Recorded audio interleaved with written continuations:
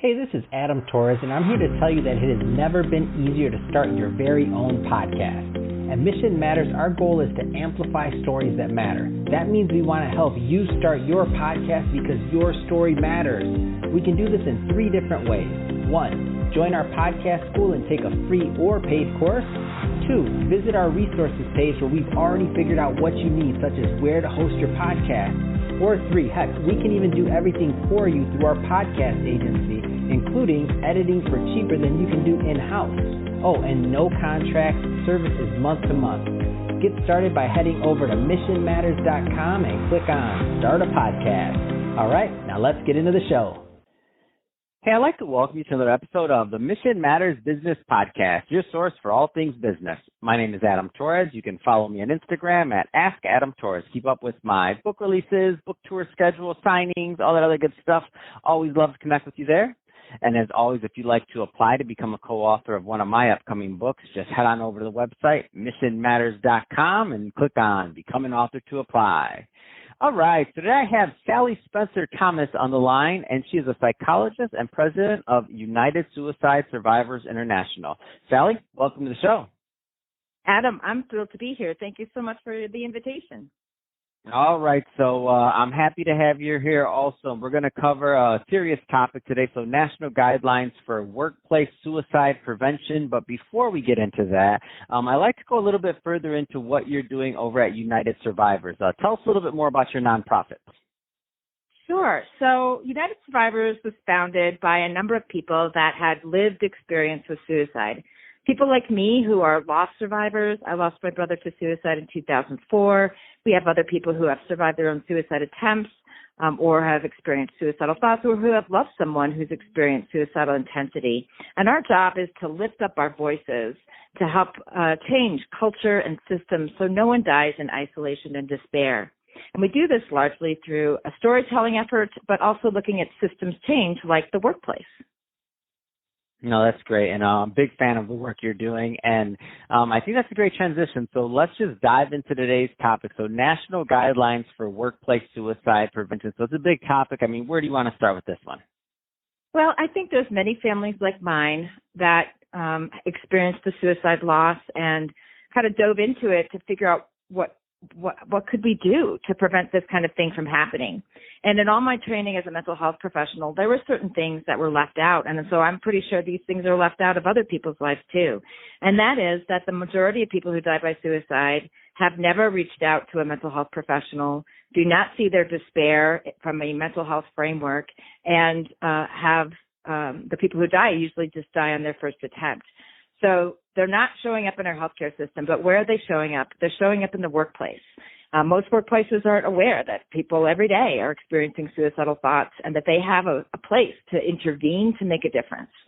So United Survivors brings the voices of lived experience, but we partner with some other large national organizations, the American Association of Suicidology and the American Foundation for Suicide Prevention, to give workplaces a roadmap of things they can do upstream to prevent these kinds of despairs from happening, midstream on what to do when the problems are small to help workers get to the supports they need, and then also downstream when there is a crisis of suicide, either an attempt or death.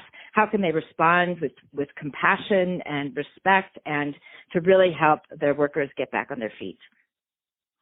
So, a lot of business owners, entrepreneurs, executives listening to this right now, and some of them are thinking, what can I do? Like they don't know, like you just said, you don't know what you don't know. So you don't know if there's people that maybe you may be employing that are having these types of challenges. So there's only so much we can do, obviously, in a 10-minute podcast, 10 to 15-minute podcast interview. But what are some like tools or things that employers should be thinking about when it comes to their employees' health? Yeah, I think especially in this time right now where we've experienced multiple large-scale stressors, I think more and more executives are coming to realize that mental health is really critical for all kinds of things related to their employees' well-being, productivity, engagement, morale, overall health, everything. It's really related to absolutely everything. And there's many things that employers can do. I think sometimes executives think, oh, yeah, I checked that box. We have an employee assistance program, so we're good there. And let me tell you, that's just the beginning, and sometimes that resource is woefully inadequate. So our process, the guidelines really walk employers and professional associations through a process on what are some of the leadership talking points around this, what are some of the cultural pieces, are there things that are driving despair within the workplace system, are there trainings involved that help people identify when people are struggling and how to best have compassionate conversations that link them to supports. Have they vetted their employee assistance program? Do they really know if it's any good? Because most of them, many of them are not. They're inadequate, and they're certainly not prepared for a suicide crisis. So that's what these guidelines do, is really help employers think about how to support their employees, just like they would do other health issues.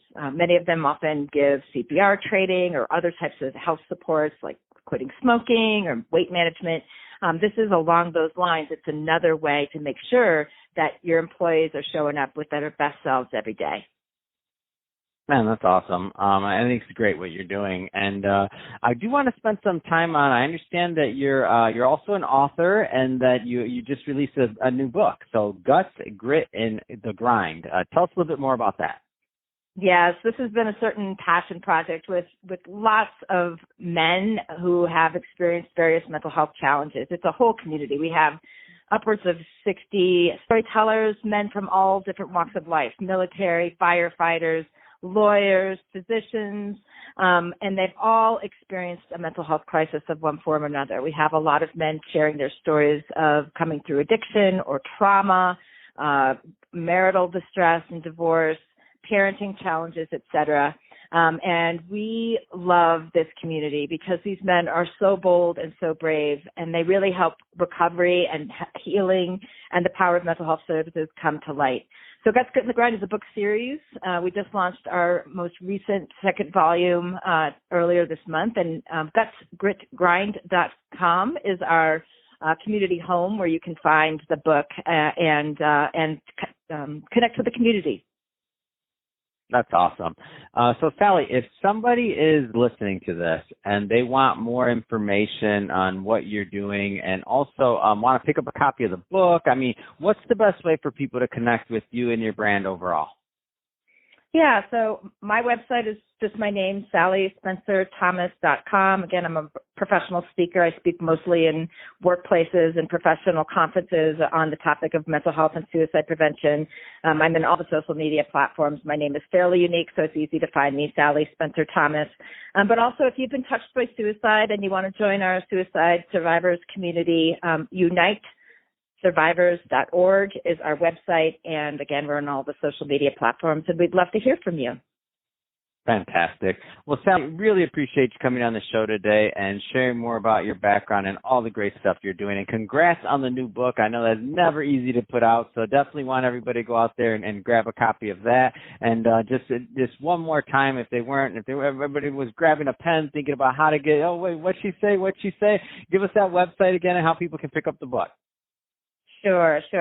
So gutsgritgrind.com is the place where you can learn about the book series and connect with all of the community of men storytellers.